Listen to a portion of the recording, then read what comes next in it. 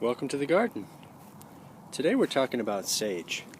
It's a really lovely herb, and it's so aromatic, and it has a lot of really great uses.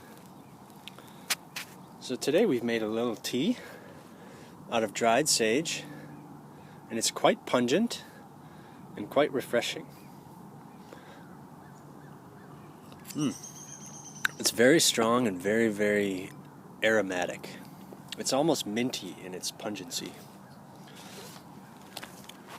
But sage is also used as a sort of toothbrush back in the olden days. So if we take a close look here,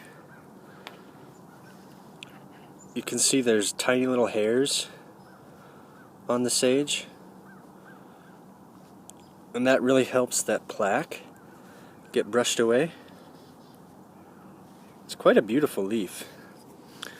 But to use it as a toothbrush, you just make a little bundle and then rub it against your teeth like that. And it's very fresh. My teeth are nice and squeaky clean now, and it tastes wonderful. It's often interchangeable with rosemary in its mythology, in that it wards off evil spirits, witches, and the like. And when burned as an incense, it's even burned today as an incense, and it's just often tightly bundled. You'll see them wound in tight bounds. But it has a cleansing effect.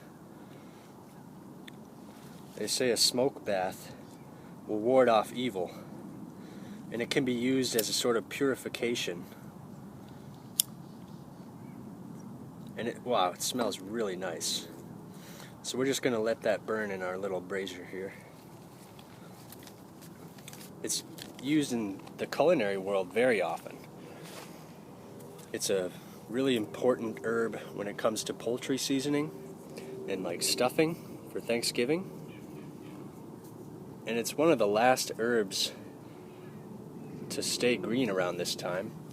And I've had this over winter, and the leaves look like they died, but then they actually came right back. It's almost like an evergreen. So I thought that was really surprising. But today we've made a nice little,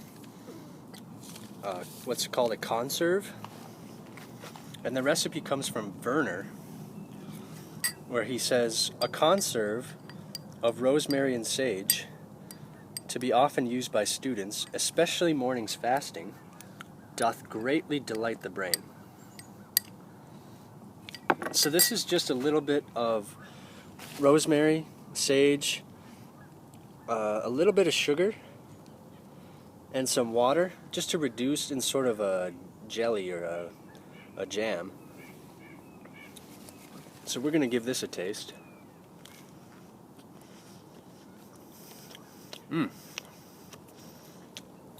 Right away I get the sweetness, almost like a marmalade, and then that pungent kick of the rosemary and sage is really wonderful.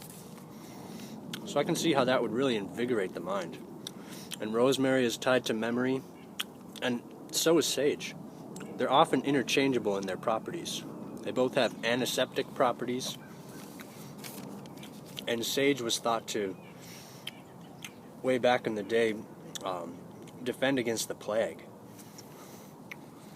So it had really wonderful medicinal benefits. It was believed to stop bleeding. So people going into battle would drink a tea like this. And beyond tasting great, it's really healthy for you. So the Greeks and Romans would use it as a stimulant to jumpstart the brain. And they would dedicate it to Zeus when it was burned as an incense, or just add it to an altarpiece. Let's get that going again. It smells wonderful, and it burns quite well as an incense. So the Chinese would trade 4 pounds of tea for 1 pound of sage. So it was pretty valuable in its day. Now to grow sage, I grew these from seed, which is a little tricky, but compared to other herb seeds, it has quite large seeds, which makes it pretty easy to start. So you just want to plant these as deep as they are tall, which is about, a couple millimeters only, so just below the surface, and then keep them really warm. That's the key. This is a Mediterranean herb, and they have been naturalized all over the world. But with most seed starts, you want to keep them nice and warm, give them plenty of sun, and they become quite woody once they're old. This one here has a really strong woody stem. But this is great to use for culinary things like poultry or stuffing. This is a key ingredient for stuffing, and it really breaks down really nicely. So this is ready to go for any sort of dish that we would need it for.